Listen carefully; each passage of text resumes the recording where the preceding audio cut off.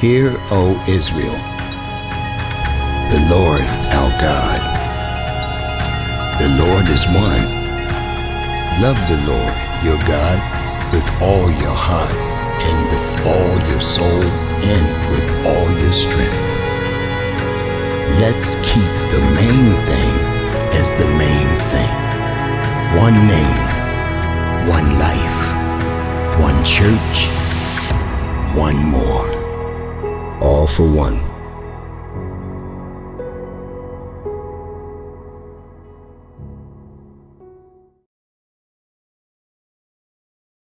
We were there. This was a couple years ago, and the smash hit Broadway musical Hamilton, one of the only cities that it was available at that time. And Hamilton, it turns out, was almost sold out. In fact, Hamilton, there was just a few seats left, and my wife so wanted to see that, to be a part of it. Thanks, Barrick. Appreciate it, man. Thank you. She so wanted to be a part of that, and so what she did is she went online to find tickets, and when she got there, she found out there was only a few tickets left, and they were obstructed view tickets. Now, obstructed view tickets, maybe you think they're not that bad. How bad could it be? They're still selling the tickets. They can't be terrible, right?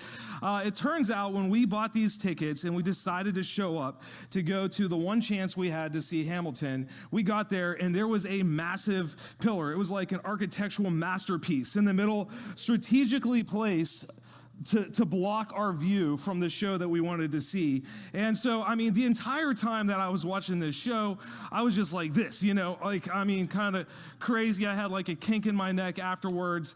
And we did get to see the show. It was a good time. But I have to say, there's nothing worse than whenever you want to see something and something's blocking you.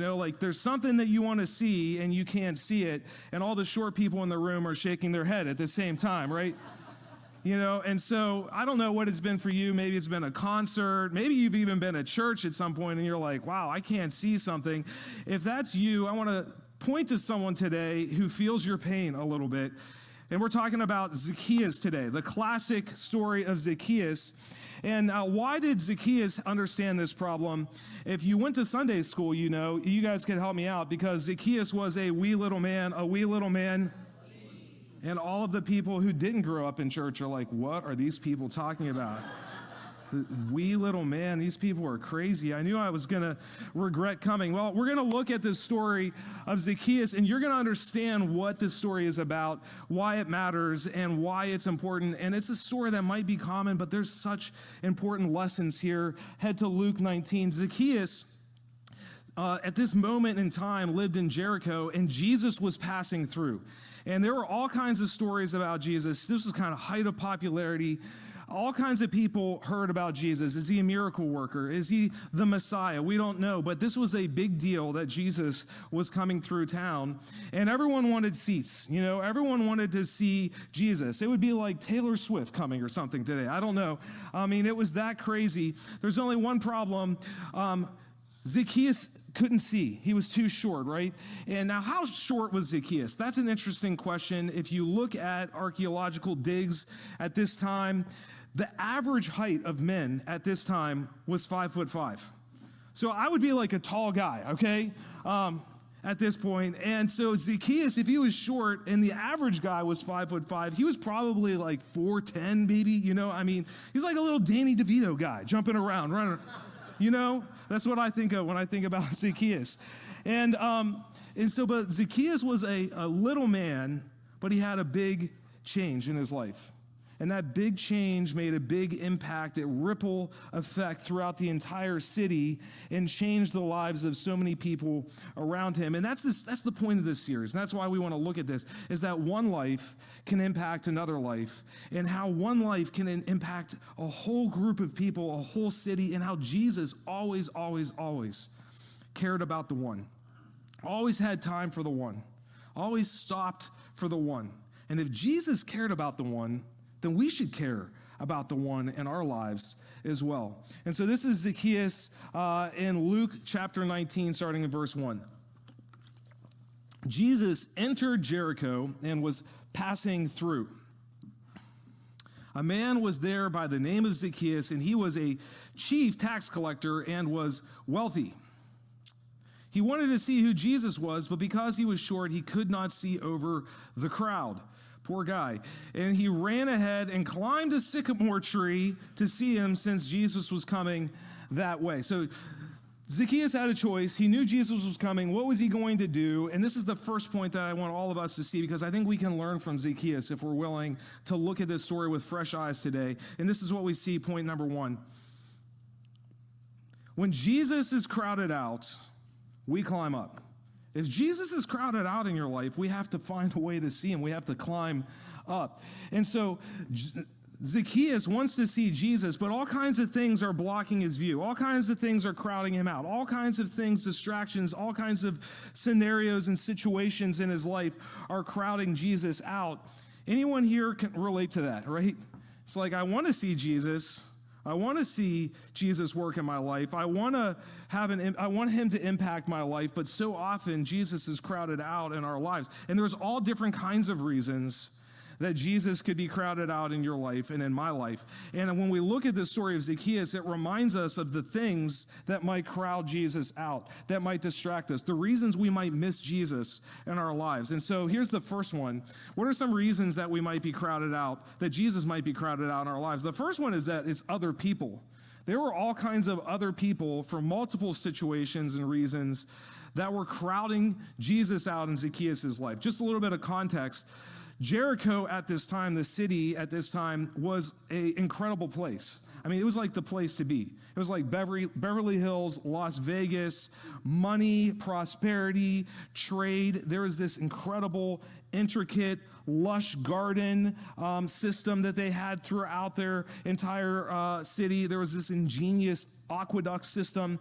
The place was amazing, but it was also completely corrupt. And Zacchaeus was like right in the middle of the corruption, right? Zacchaeus was known as a tax collector. Even today, if you're a tax collector, if you're like working for the IRS, you're probably not leading with that at a party, right? You know? It's almost as bad as telling someone that you're a pastor at a party. I mean, it's almost as bad. So Zacchaeus at the time is a tax collector, but that's not, I mean, it was so bad at this time. When you were a tax collector, and some of you guys know this, you've heard the story, so if you're a tax collector at this time, you weren't just like an unpopular government official, you were a thief. I mean, it was like a cartel leader, a mafia boss, a corrupt politician, right? I mean, it was really, really bad. But on top of that, to make matters worse, tax collectors were seen as people who were going to betray their own people. Like at this time, Jericho had been overrun by the city of Rome, and Rome came in and said, look, we're going to hire people from Jericho, other Jewish people, and we're going to have you try to rob, cheat, and steal as much as you can people out of taxes and then just send us back a cut. And so if you said yes to that, you were like betraying your family, your friends, your own city, your own people. Not a popular job. And on top of that, it says that Zacchaeus was the chief tax collector. He was like the mastermind behind cheating people. He was coordinating it all, right? And so this was really, really bad. Not a popular guy, but he was rich. I mean, really rich. Like when you think about and you look back in the history of this, I mean, a tax collector at this time would have been probably the most wealthy person in the entire city. He was driving a Ferrari, he was driving a Maserati, he was driving a Bugatti, you know? If you don't know what I'm talking about, you're not a car person, that's okay. And I mean, he had the clothes, he had the lifestyle, he had the food, everything he had, and everything that he had just made people hate him even more. I mean, just, he was hated in the city. And so there was a couple things that were stopping Zacchaeus from seeing Jesus, and one of them was the way he might view other people would perceive him. So like, for example, he's thinking to himself, I know I want to see Jesus, but goodness, I know, what are they going to say when they see a tax collector to come see Jesus? I'm not like really a Jesus guy. I don't fit into the Jesus crowd. I'm not good enough to come and see Jesus, you know? And so often I wonder how other people today might do the same thing. They might be living a lifestyle. They might be doing something in their lives. They might be involved with a group of people, and they might think to themselves, I don't know. I don't think I fit. I'm not like a Jesus person. And sometimes, though, it's actually the people in the church that stop people from seeing Jesus. Like other people in the church, which is really, really sad, because whenever people who say they're following Jesus don't actually follow Jesus in the way that they live their lives, it turns all kinds of people off. And so, let's just love each other while we're here in this building and out in the parking lot and getting coffee and all those things, because if someone comes and they don't experience what it means to see the love of Christ here in this place, or maybe it's other people and it's just like people that are like, why are you going to church so much? Why is that such a thing for you? And so let me ask this question. This is one way to get to the heart if this is something that's crowding Jesus out in your life. In what ways do other people in all forms stop you from connecting with Jesus? In what way do you let other people stop you from connecting with Jesus? So that's the first barrier. The second barrier that you might see is just our normal routines. I mean, so many people might say, you know what, I want to be a part of the church, but Sunday, that's such a bad day for me. Sunday's like my, get stuff done at home day. It's my golf day. It's my sleep in day. Imagine if Zacchaeus had been like, hey, sorry, I kind of am a busy guy. He could have said that. He could have, his normal routine, I've got a lot going on. I've got a lot of things happening. I'm leading this whole empire, right? I'm too important. I'm too busy. And the story of Zacchaeus reminds us how Jesus breaks through the normal, the mundane, the monotonous, the everyday of life, and allows us to see something that's eternally valuable. Allows us to see Jesus in the midst of the everyday routines of our life and breaks through the everyday routines of each of our lives. And so here's a question for you that you could wrestle with this today. Are you too busy for Jesus? Why are you too busy for Jesus? What's going on in your normal routine? How is that a barrier for you to see Jesus in your life today? And then maybe though, of all of these, the biggest one for him is actually his pride. I mean, think about this guy. He had all kinds of money. He had all kinds of things. It probably felt like he kind of had his life together in a lot of ways. I like what Billy Graham once said when he was talking about people's pride. He said, Billy Graham, great evangelist, tons of people came to understand who Jesus was because of Billy Graham. And he said, getting people saved is easy. The hard part is getting them lost. It's them understanding and realizing that they're lost in the first place. Getting them saved once they're understanding that they're lost, that's easy. Getting them to understand that they're lost is really, really hard. And so this man probably, it would be hard for him to understand he was lost. He was big, he was important, he was powerful. And going to see Jesus the way that he went to see Jesus meant swallowing his pride. It meant that he was going to have to swallow. Imagine this guy, tax collector, sharp suit, reputation in the town. Zacchaeus has to climb a tree in order to get a glimpse of Jesus. And so Zacchaeus doesn't care about looking foolish at this point. What he cared about was, I need to see Jesus. I need to get a glimpse of Jesus in my life. And so question, how might pride be stopping you from seeing Jesus in your life? How might pride be the thing that might be the barrier in your life, or maybe in someone else's life that that pride is stopping them? See, I think what's God really looking for? I think in a way God's looking for tree climbers. I think that God is looking for people who are willing to look a little foolish, who are willing to humble themselves in order to get in front of Jesus. And to put their pride aside for a minute and climb a tree. And that's exactly what Zacchaeus did. I know a thing or two about climbing trees. When I was a younger guy, I climbed a whole bunch of trees. In fact, I was thinking back, I think it was about 5th grade. I came up with this idea. I was going to make the Taj Mahal of tree houses, right? And so the biggest tree in my backyard, I collected as much as I could, which was like 2.5 2x4s, I think. And I gathered a couple garden variety nails, and I climbed up almost like 2.5, 3 stories up in the air. I don't know what my parents were thinking. Probably a little bit like they're crazy for letting me do this in hindsight or whatever, but I didn't even really know how to swing a hammer all that well. I climb up to the top of the tree and I nail these boards in and I make like a little rickety platform, and I was so proud.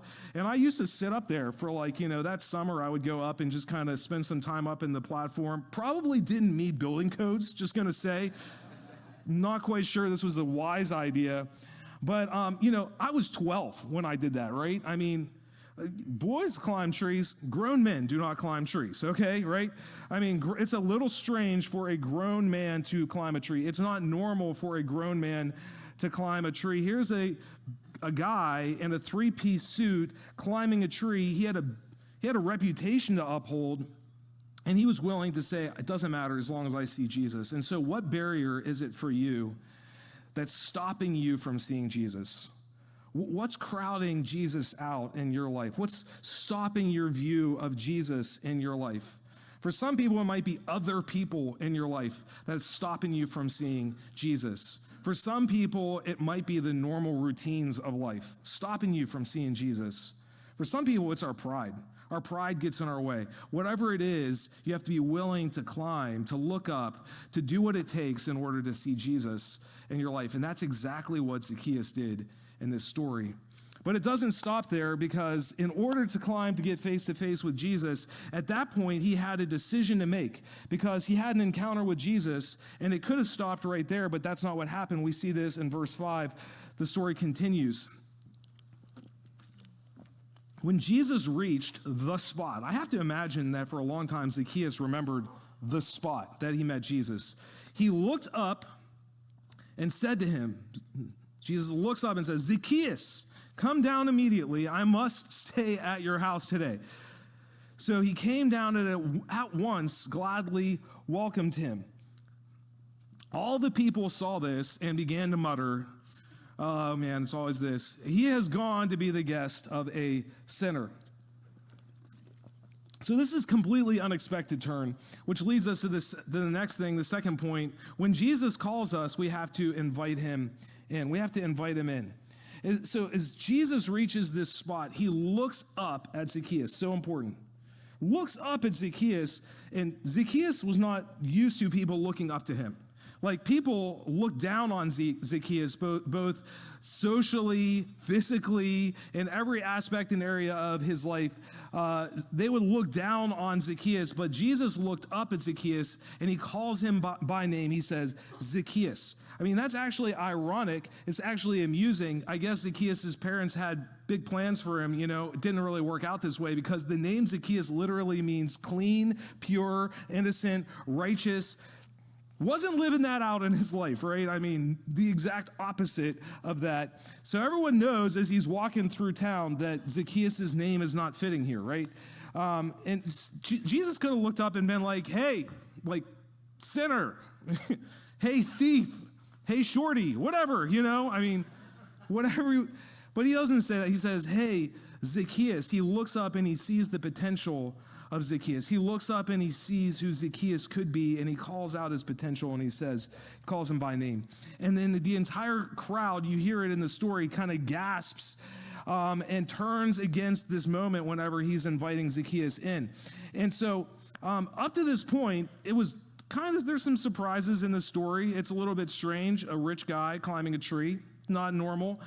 But it just gets completely unexpected. I mean, this is the real surprise right here in this story, that Jesus would invite this guy of all the people. I mean, that was of all the people, Jesus, you are picking Zacchaeus to come and eat with him. Why would you invite this guy to dinner? And this reminds us, it teaches us how profound an unexpected invitation can be. Jesus was the master of unexpected invitations. And there's just something about an unexpected invitation that could change someone's life. And it caught everyone in the crowd off guard at this moment. It would have been so easy for Jesus to go through town. He busy guy, had somewhere to go, and he could have just kind of walked right by Zacchaeus. Maybe he could have thought to himself, don't look at the funny little guy in the tree, don't make eye contact with him. Whatever you do, keep walking. He could have listened to the crowd booing and saying, come on, Jesus. And he could have said, no. Jesus defies all of that, and he decides to extend an invitation to the one person that didn't feel like they deserved it. And you can almost hear Jesus in this invitation say to the crowd, do you see Zacchaeus? Do you see what he's doing? Do you see how he's willing to humble himself? Do you see how much he cares? Do you see what he's willing to do in order to climb, in order to see me? Do you see how desperate he is to spend time with me? It's almost like he's pointing that out to the entire crowd. And so for the entire crowd, Zacchaeus was the laughingstock, despised by everyone. Jesus operates on a completely different plane. How so? Why? Because everything that Jesus does was drenched in grace. Everything. And it surprises us. And grace is confusing whenever we really see it, because this guy did not deserve it, just like we don't deserve God's grace. And so when we encounter that grace, though, in our lives, transformation happens. And that's what we see in the life of Zacchaeus. In this story, envision the shock on the people's faces whenever Jesus says, Zacchaeus, you and I, we're hanging out today. I want to spend time with you today. The word used here literally gives this sense that I want to spend quality time with you. I want to be with you. I'm not just stopping by your house to say hello and grab a bite. And so listen. When it comes to this moment in each one of our lives, there's absolutely no exceptions. There's absolutely no exceptions to God's grace. Anyone, anywhere, it doesn't matter what they've got going on, it doesn't matter what history they have, it doesn't matter what they've seen or done, what they wish they could rewind or undo in their lives. There are no exceptions. No one is beyond God's grace, mercy in their lives. And Zacchaeus was about to find out exactly that. When you receive an invitation, like Zacchaeus received an invitation, you have to decide what you're going to do with the invitation.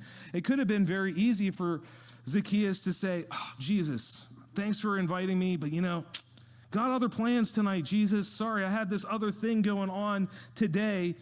And so when Jesus sends you an invitation, are you going to welcome him in? That's the question that each one of us have to ask. Are you going to welcome him in? Because Jesus is not just here to kind of stop by and say hello. He wants to be invited into the home of our lives and explore who we are and understand who we are, not just into like the foyer of our lives. He wants to be in the kitchen, with us. He doesn't want to just come in and hang out on the front porch. He wants to be invited into our lives, every nook, every cranny of our lives, even the places that seem a little disorganized, even the places that we don't want Jesus to see. Zacchaeus welcomed him into the very center of his life. And so when we do that, that's when Jesus can transform our lives from the inside out. And so each one of you has the same invitation. Each one of you, Jesus is calling you to, listen, Jesus is calling you by name today and is saying, come, spend some time with me. Come, eat a meal with me. I want to hang out with you. I want to spend time with you. I care about you. And Jesus is calling you today by name, asking you because he wants to have a relationship with each one of you. He sees your potential and he wants a relationship. And so there's this invitation that we have, each one of us, to spend time with Jesus. And when we understand the mission that we have the privilege of inviting other people into that same invitation to spend time with Jesus. We have the privilege of inviting other people to see who Christ is and spend time with him. Now, the story doesn't end there. It actually gets even better, which is crazy, because you're about to see one of the, I would say probably the single greatest transformations in the entire scriptures. I mean, it's incredible, the shift that Zacchaeus makes in the time that he makes it. It's like a 180-degree shift. Zacchaeus continues. This is after he spends some time with Jesus. Spend some time with Jesus. This is Zacchaeus' response, verse 8. But Zacchaeus stood up and said to the Lord, to Jesus, look, Lord, here and now I give half my possessions to the poor. And if I've cheated anybody out of anything, I'll pay them back 4 times the amount. Jesus said to him, today salvation has come to this house, because this man too is a son of Abraham. Talk about an incredible transformation.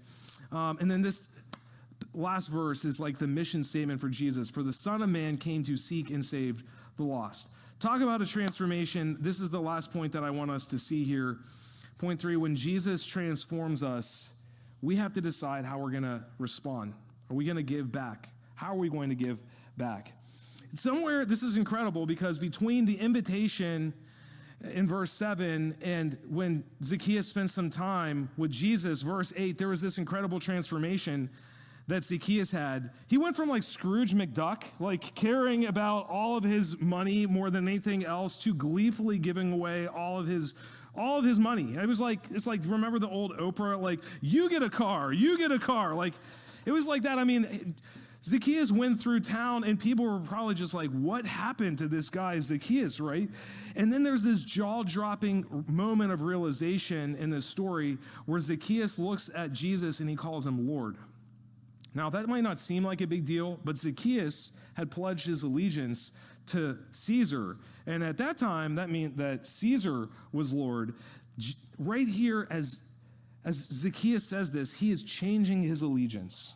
He's saying, I want you to be Lord of your life. I'm going to listen to you, Jesus, in my life. And we see this transformation process that happens from Zacchaeus, the beginning of the story, to Zacchaeus at the end. And there's always a process of transformation that happens when someone has a true encounter with the living Jesus. And so there's a number of transformations that happen. This is the first thing that you see, the transformation that happens is there's this shift for Zacchaeus where he's like, life is about me, I care about me, life for me, to generosity.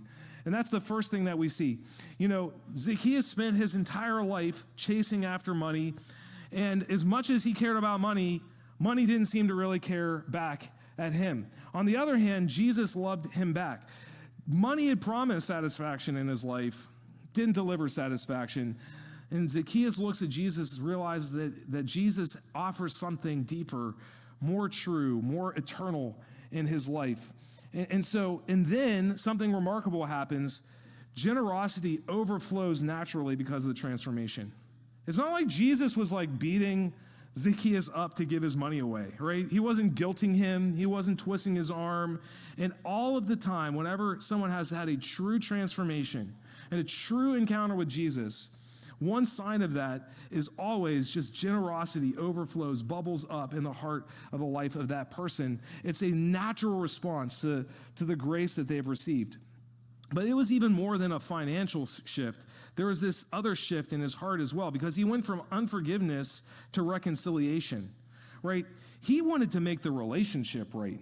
He could have just paid the money back, but he knew and he realized that he had hurt people and he wanted to reconcile. So he moved from unforgiveness to reconciliation. And every time that we experience God's grace, we want to give that grace away to other people in our lives. And so if you're familiar with recovery in AA and recovery, this is what's known as making amends. Imagine the scene as Zacchaeus is reconciling, making amends. Like the next day, Zacchaeus is walking down the street, and everyone just hides because no one wants to see Zacchaeus. That's like the last thing you want to see. They're all hiding and they shut their doors and the kids run inside, Zacchaeus is coming. He might try to shake us down for more money.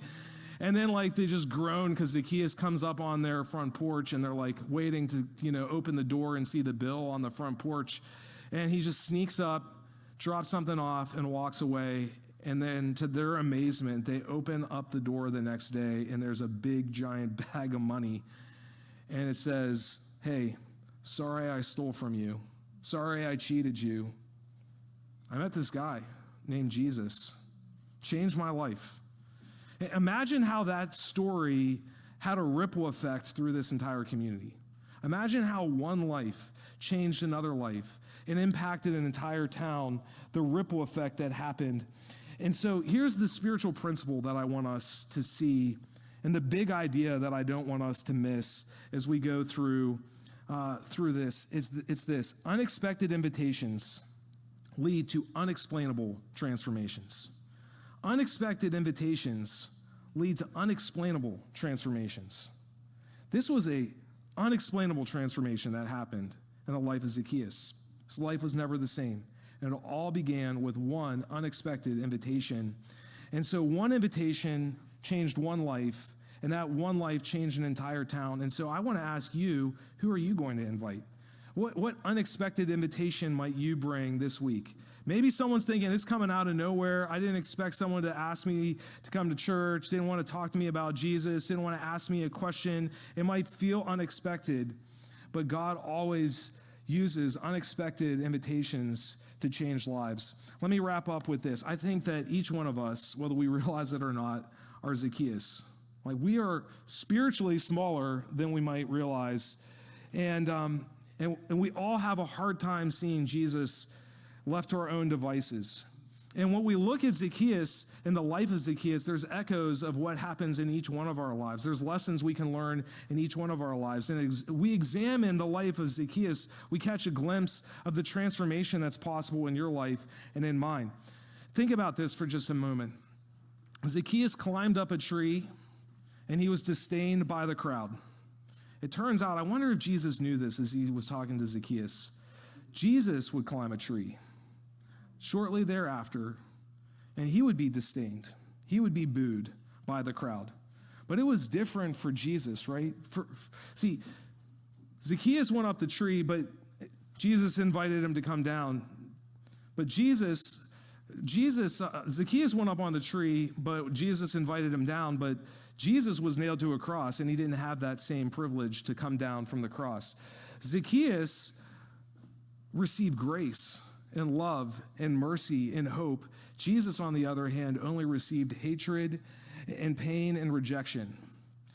Zacchaeus, on the other side of this, was willing to give his money, but Jesus actually gave his life for you and for me. See, when we understand the grace that we can find in Jesus Christ, it changes everything in your life. It changes everything in my life. Unexpected invitations lead to unexplainable transformations, and Jesus is always specializing in the unexplainable. And so I just want to encourage every one of us as we move into this next season to watch how God might use one invitation, your one life, to change one more life. Let me pray. Lord, thank you so much for the way you're working in our church. I pray that you would use each person here for your mercy, for your grace, for your transformation power here in our community and beyond. In Jesus' name we pray. Amen.